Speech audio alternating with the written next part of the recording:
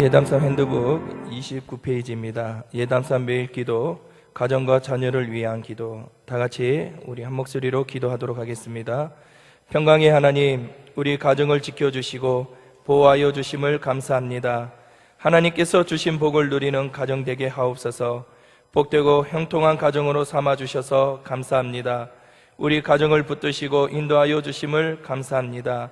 예배와 말씀과 기도의 삶이 회복되어지며 하나님께 중심을 두는 건강한 가정 되게 하옵소서. 자자손손 하나님을 경외하게 하시고 믿음으로 명문가를 이루며 하나님께서 허락하신 자녀들을 하나님의 길로 인도하여 주옵소서. 자녀들에게 비전을 주시고 하나님의 개입하심을 경험하게 하시며 시험에 들지 않게 하시고 항상 보호하여 주셔서 형통한 길을 갈 수 있게 하옵소서. 자녀들의 약속의 말씀을 붙잡고 하나님의 큰 일꾼으로 사용되어 지게 하시며 하나님의 기업이 되게 하시고 하나님의 자랑거리가 되게 하여 주옵소서. 예수님의 이름으로 기도드립니다. 아멘.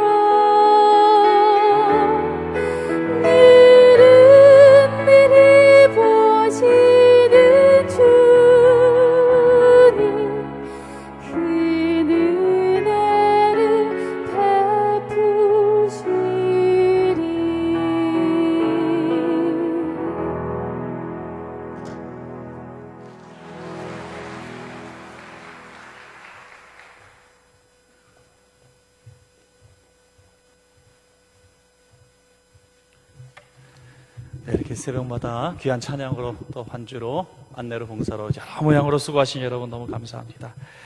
특별히 참 주제 맞게 또 찬양을 준비해 주시니까 너무너무 고마운 것 같습니다.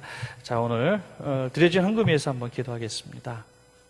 좋으신 하나님 감사합니다. 오늘도 소득의 10의 1조를 드리며 또 많은 분들이 예담삼 특별 새벽 예배를 통해서 감사 예물을 드리고 있습니다.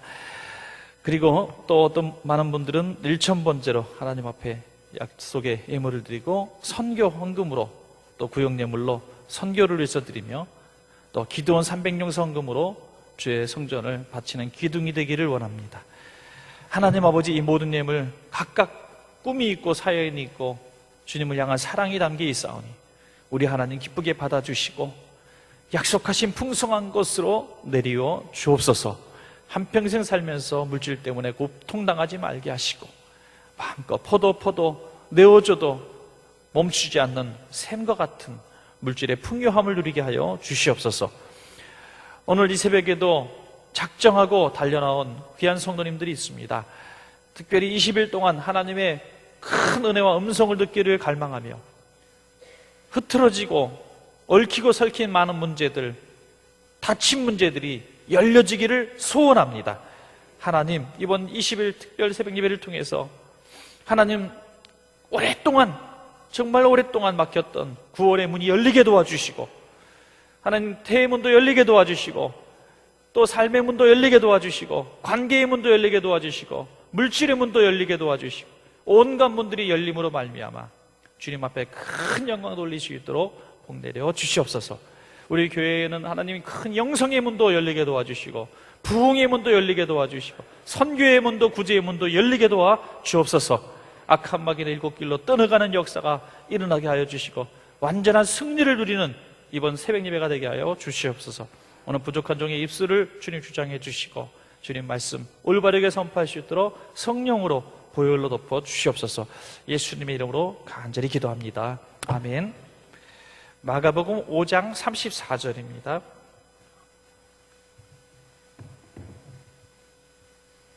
마가복음 5장 34절.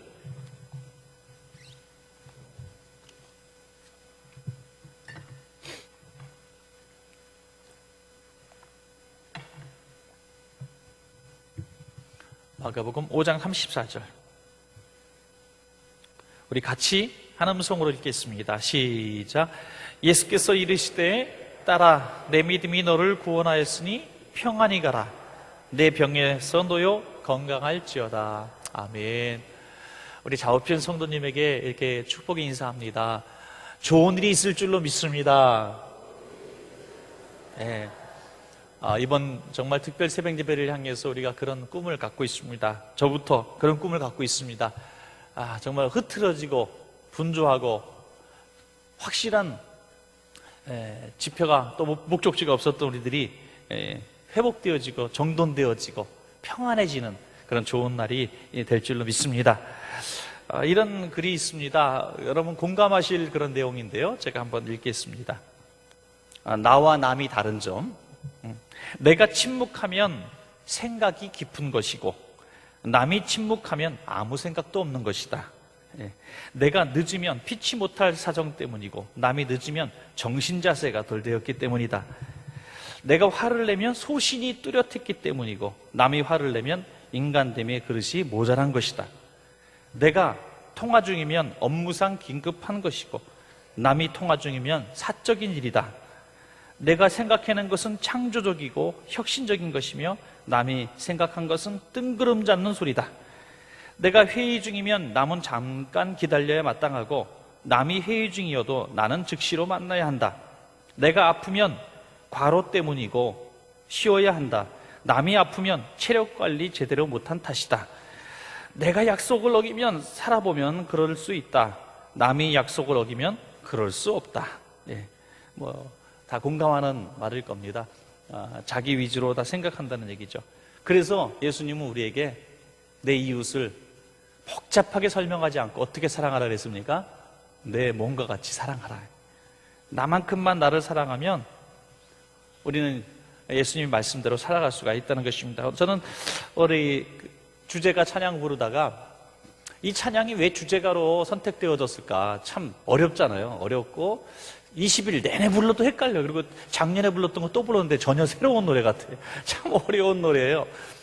가사도 그다지 뭐 이렇게 꼭 이 20일 동안 불러야 될 그런 가사 아닌가 하고. 근데 한 부분에 와서 다 부딪히는 부분이 있습니다. 난 그렇게 죽기 원하네. 갑자기 죽음에 대해서 나오고요. 삶의 한 절이라도 그분을 담기 원하네. 그 부분에 대해서 제가 다 굴보게 하게 됩니다. 아, 이래서 이 찬양을 택했구나. 우리는 죽음을 향해서 가는 세월은 틀림없습니다. 그런데 삶의 한 절조차 그분을 담지 못하고 우리가 주님 나라 가는 경우가 너무너무 많다는 것이죠. 그래서 우리는 주님 만나는 날까지 삶의 정말 한 부분만, 온전히 예수님 닮지 못해도 한 부분만이라도 예수님 닮기를 원합니다 하는 꿈을 가져야 될 줄로 믿습니다. 오늘은 소외된 사람을 만나는 예수님입니다. 소외된 사람을 만나는 예수님. 1, 2, 3이 아니라 오늘은 그냥 하나의 주제입니다. 소외된 사람을 만난 예수님. 어떤 상담 내용이 있답니다. 인터넷 상담을 했던데 누가 굉장히 고독한 탓에, 그것도 누구누구를 보면은 막 너무너무 화가 나고 분노가 치오르는 그런 사람이 내가 이 문제를 어떻게 상담 받고 치료받아야 되겠습니까? 나 정말 이러다 죽을 것 같습니다. 뭔가 사고를 칠 것 같습니다. 이런 상담 내용을 올렸대요. 그랬더니 전문가라고 하는 사람이 상담 내용의 답글을 어떻게 썼냐면, 그거 뭐 어렵게 생각하십니까? 누구만 보면 그렇게 분노가 나고 그런다고 한다면 앞으로 그 사람을 만나지 마시고 생각도 하지 마십시오. 어떻게 보면 맞는 말 같기도 해요. 여러분 누가 갑자기 팍 생각이 나죠? 시월드에 누구를 생각하기도 하고, 또 우리 암흑의 집사님이 생각나기도 하고, 여러분 돈 띄워먹고 도망간 그때는 꼭 한문을 쓰더라, 인간, 그죠? 그 인간이 생각이 나고, 그 사람만 생각하면 갑자기 아유 목사님 새벽 예배 때 또 열받게 만드시네, 이 생각이 팍 나올라와요. 세상적인 상담 방법은 그 사람 생각지도 말고 만나지도 말고, 생각지도 말고 만나요. 좀 악한 사람은 뭐 그 사람 사진 갖다 놓고 다트 꽂으라 뭐 그렇게 얘기할 수도 있겠지만, 생각하지 않는 것 정도가 가장 우리가 죄를 짓는데 피하는 방법이라고 생각을 합니다. 그런데 성경은 그렇게 말하고 있지 않는다고 하는 겁니다. 그도 이 소외된 사람이고 우리도 그에게 소외된 사람이라는 생각을 하라는 말씀이죠. 윌리엄 캐리 선교사님은 너무나 유명하신 분입니다. 이분이 나중에 당신에게 있어서 제일 힘들었던 일이 무엇입니까? 라는 질문에 뜻밖의 대답을 했습니다. 그는 침례교 교파의 선교의 선두주자였고 정말 지금까지 선교 역사에 기일이 남는 인물입니다. 뜻밖의 대답을 했어요. 뭐가 제일 힘들었습니까? 풍토병과 또 맹수들과 원주민들과 그 문화와 싸우는 것이 힘들었습니까? 그게 아니었다는 거예요. 그는 고독이 제일 힘들었다고 얘기했어요. 고독하다. 소외받은 것 같은 고독. 왜? 그 선교하면서 한 아들은 풍토병으로 죽고, 둘째 아들은 집을 떠나서 멀리 따로 살아야 했고, 아내는 정신적인 심각한 우울증을 앓다가 먼저 죽었습니다. 그러니까 너무너무 그런 것이 힘들었다는 거예요. 고독함, 홀로 남겨졌다는 그런 마음들, 그게 제일 힘들었다는 거예요. 예수님의 찾아오심이 없었으면 절대로 선교할 수 없었다는 거예요. 물질의 문제가 아니고, 전도가 얼마나 잘 되고 안 되고가 문제가 아니라, 얼마나 좋은 집에서 편하게 살고 어렵게 살고가 문제가 아니라 소외됨을 느끼는 고독함이었다는 것입니다. 예수님께서 이 소외의 마음을 얼마나 정확하게 경험을 하셨는지, 우리가 당할 수 있는 모든 소외를 경험하셨습니다. 십자가에 달리실 때 제자에게 버림받으셨습니다. 온 군중들로부터 바라바와 예수냐 둘 중에 하나 선택하라고 하는 이 선택권에 의해서 강도 반도 못한 존재로 전락하고 말았습니다. 소외받았다는 거 참으로 슬픈 일입니다. 슬프니. 여러분, 엄마 아빠가 애기 조그만 거 유치원 들어갈 만한 애 놓고 엄마가 좋아 아빠가 좋아 이걸 왜 물어보는지 모르겠어요. 그리고 꼭 삐져요. 삐져가지고 주방 가서 혼자 눈물을 훔치기도 하고 엄마가 물어보고 슬퍼하고 이 선택받지 못했다고 하는 것은 참 슬픈 일입니다. 그런데 예수님은 십자가 위에서 심지어 하나님 아버지로부터 버림을 받으셨습니다. 이것은 문학적인 표현이라기보다 실제 상황입니다. 아버지여 아버지 어찌하여 나를 버리셨나이까. 철저하게 버림받은 사람, 밑바닥까지 떨어진 사람. 오늘 그런 사람이라 할지라도 오늘 예수님은 우리의 마음을 안다는 겁니다. 우리가 너무 힘들고 외로운 일, 고독한 일을 만났을 때 누가 위로하러 어줍지 않게 위로를 하러 오면은 우리가 그렇게 얘기하지 않습니까? 네가 뭘 내 마음으로 어떻게 알아. 정말 그 고통을 동일하게 겪지 않는 사람은 그거 알 수가 없습니다. 그런 극심한 가난 모릅니다. 우리가 사랑의 쌀떡을 하고 있습니다만은 이 사랑의 쌀떡 여기에 대해서 많은 분들이 그냥 대충 생각할 수도 있겠지만 쌀 하면은 쌀떡 생각하면은 벌써 눈물이 핑 도는 사람들이 있더라고요. 예. 그래서 제가 밑에다가 글을 제가 한 줄을 써놨잖아요. 제가 지은 글인데 얼마나 제가 생각해도 잘 졌는지 알 수가 없어요. 예. 제가 이런 얘기를 하면 꼭 비웃는 분들이 있는데 쌀은 최소한의 인권입니다 라는 글을 썼어요. 봉지쌀 사다 드셨던 분들, 봉지쌀 떨어지면 그거 가지고 물 부려다가 콩나물 몇 개 넣었다가 또 죽 끓였다가 월건죽 이렇게 드셔보셨던 분들만이 이 쌀이 뭔지 안다는 거죠. 최소한의 인격이라고 하는 거죠. 사람다움. 이걸 경험하지 못하는 사람은 이 쌀떡이 뭔지 잘 모른다는 거죠. 너는 아냐? 이렇게 물어보시면 저도 할 말은 없지만 그렇습니다. 그 고통, 사별의 고통을 겪어본 사람이 알고 무시당함의 경험을 겪어본 사람만이 알고 지독한 가난에 의해서 정말 멸시받았던 배우지 못했던 그걸로 인하여 무식하다고 멸시받았던 일들, 외모 때문에 멸시받았던 이런 일들 경험하지 못하면 알 수가 없는 것입니다. 대학교 들어가야 될 애들이 친구들은 친한 친구 5명인 4명 다 붙고 자기만 떨어졌어. 여러분 그 고통 함부로 이해해서는 안 되는 거예요. 얼마나 힘들겠습니까? 오늘 그런 사람이 오늘 예수님을 만났는데 예수님은 그의 모든 자존감을 회복시켜 주시는 장면이 나오는 것입니다. 오늘 30절부터 34절까지 보시면 예수께서 그 능력이 자기에게서 나간 줄을 곧 스스로 아시고 무리 가운데서 돌이켜 말씀하시되 누가 내 옷에 손을 대었느냐 하시니 제자들이 여짜오되 무리가 에워싸 미는 것을 보시며 누가 내게 손을 대었느냐 물으시나이까 하되 예수께서 이 일 행한 여자를 보려고 둘러보시니 여자가 자기에게 이루어지는 일을 알고 두려워하여 떨며 와서 그 앞에 엎드려 모든 사실을 여쭈니 예수께서 이르시되 딸아 내 믿음이 너를 구원하였으니 평안히 가라 내 병에서 놓여 건강할지어다. 아멘. 이 소외된 여인은 아무도 그 여인을 알 수가 없을 정도의 지독한 소외를 경험했습니다. 그는 오늘 성경에 보니까 적어도 4가지의 고독을 경험하고 있었죠. 첫째는 심리적인 고독. 마음으로 나는 외롭다. 나는 외롭다. 정말 떨어지는 낙엽만 봐도 눈물이 나고 힘들고 심리적으로 너무 우울했습니다. 종교적으로 고독했습니다. 그는 하여라는 혈루증 병이었기 때문에 부정하다, 죄인이라는 소외를 당했습니다. 죄인이 무리 속에 들어가야 살 수 있어서 종교적인 고독을, 사회적인 고독을 경험했죠. 그와 누구도 친구하지 않았습니다. 그는 얼굴을 가리우며 살아갈 수밖에 없었던 사회적인 고독을 경험했고 또한 경제적인 고독을 경험했습니다. 그는 많은 의원에게 많은 괴로움을 받았고 있던 것을 다 허비하였으되 아무 효험이 없고 도리어 흉하여졌다. 25절과 26절에 그렇게 말씀하고 있습니다. 이제는 끝입니다. 우리 인간적으로 보면 끝났습니다. 인생 끝난 거예요. 다시 회복되리라고 하는 것은 상상할 수가 없는 것입니다. 이 여인이 단순히 병이 좀 오랫동안 무슨 식이요법이라든지 특별한 어떤 좋은 선생님, 의사 선생님 만나서 고침받고 이런 정도의 수준으로 조금 나아졌다고 해도 그 인생의 별반전은 크게 달라진 것이 없으려. 왜? 그 심리적인 병, 사회적인 병, 종교적인 병이 너무 크기 때문에 못 만났다고 해서 해결될 병이 아닌 것입니다. 우리가 외상후 스트레스라는 그런 병도 요즘에 크게 사회 문제가 되고 있습니다만은 이거 정말 큰일입니다.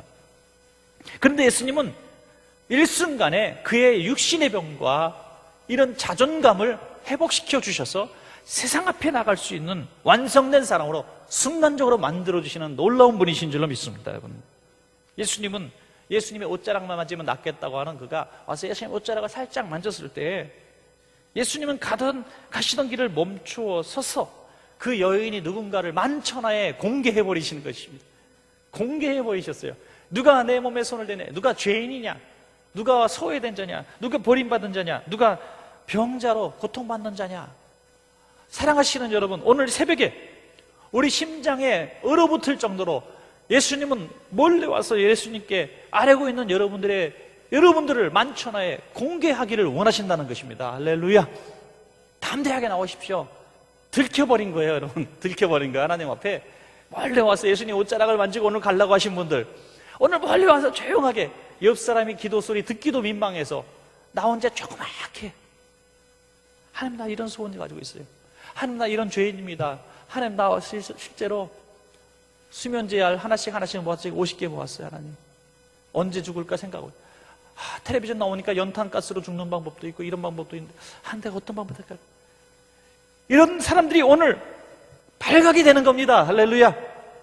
사랑하는 딸아, 만천하에 너의 그 모습을 감추지 말고 드러내라. 그리고 얘기하라. 내가 나았다고 얘기하라. 내가 예수님을 만났다고 얘기하라. 내가 예수님의 피 묻은 손을 경험했다고 말하라. 오늘 예수님은 그래서 그 사람을 이렇게 세우시고 만천하에 알게 하신 것이에요. 왜?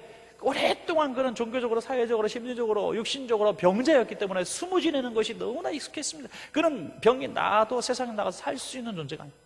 그래서 동시에 수많은 사람들에게 이 사람은 나았다라는 것을 예수님은 공개하시는 것입니다.